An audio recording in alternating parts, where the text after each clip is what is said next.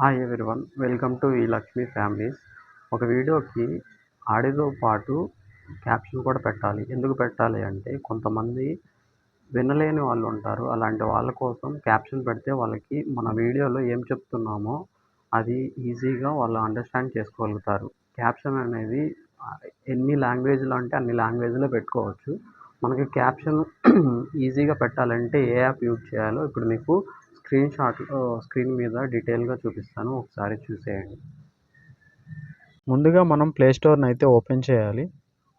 Open చేసిన తర్వాత ఇక్కడ టైప్ చేయండి ఇన్షాట్ అని.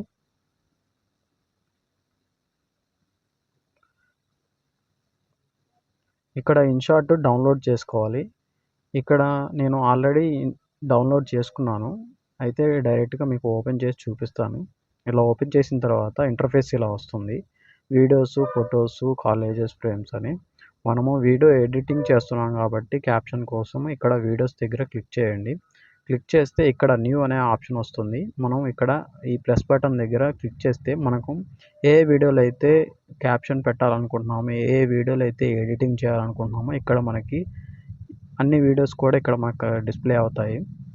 ఇక్కడ మనకు నచ్చిన వీడియో ఓపెన్ చేయాలి. నేను ఎగ్జాంపుల్గా ఒక వీడియో ఓపెన్ చేస్తాను. ఇట్లా మనకి వీడియో ఓపెన్ అయిన తర్వాత ఇక్కడ మనం టెక్స్ట్ అనే ఆప్షన్ ఒకటి ఉంటుంది.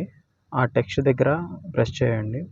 ప్రెస్ చేస్తే ఇక్కడ stickers, text, caption, details, doodle అనే ఆప్షన్స్ కనపడతాయి. మనం క్యాప్షన్ చేయాలి కాబట్టి క్యాప్షన్ దగ్గర ప్రెస్ చేయండి.